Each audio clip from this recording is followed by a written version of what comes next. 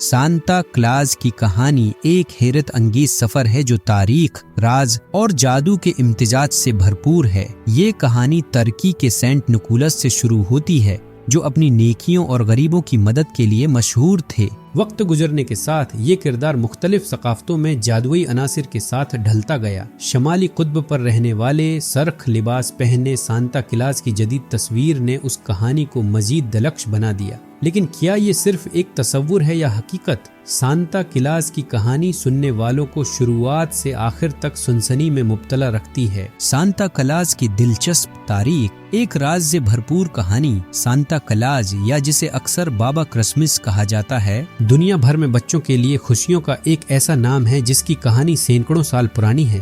لیکن کیا آپ جانتے ہیں کہ سانتا کلاز کی اصلیت کیا ہے؟ کیا وہ واقعی ہے، ایک جادوئی شخصیت ہے، یا اس کے پیچھے کوئی تاریخی حقیقت چھپی ہوئی ہے؟ آج ہم آپ کو ایک ایسی کہانی سنائیں گے۔ کہانی کا آغاز تقریباً 288 عیسوی میں ترکی کے علاقے پیٹارا سے ہوتا ہے، جہاں ایک نیک دل راہب سینٹ نکولس پیدا ہوا۔ نکولس ایک دولت مند خاندان میں پیدا ہوا، لیکن اس نے اپنی زندگی غریبوں کی مدد اور نیکی کے کاموں کے لیے وقف کر دی۔ کہتے ہیں کہ وہ اکثر رات کے اندھیرے میں لوگوں کی مدد کرتا تاکہ اس کی نیکی کا کسی کو علم نہ ہو۔ سینٹ نکولس کا پہلا راز ایک کہانی کے مطابق سینٹ نکولس نے ایک غریب خاندان کی مدد کی جن کی 3 بیٹیاں تھیں۔ ان کے پاس اتنا پیسہ نہیں تھا کہ بیٹیوں کی شادی کر سکیں۔ نکولس نے چپکے سے ان کے گھر کی کھڑکی سے سونے کی تھیلی پھینکی جس سے بیٹی کی شادی ممکن ہو گئی۔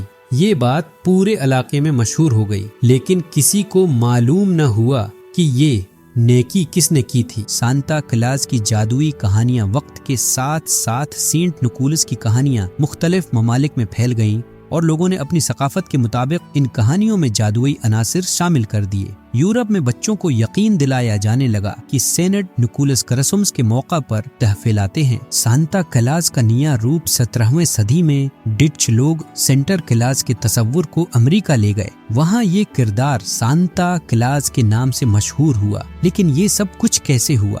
یہی کہانی کا سب سے بڑا معمہ ہے۔ سانتا کلاز اور شمالی قطب 19 صدی میں سانتا کلاز کی تصویر کشی ایک ایسے بزرگ کے طور پر ہونے لگی جو شمالی قطب پر رہتا ہے، سرخ لباس پہنتا ہے اور جادوئی ہرنوں کے ذریعے اپنی بگھی چلاتا ہے۔ لیکن کیا واقعی شمالی قطب پر ایسی کوئی جگہ ہے؟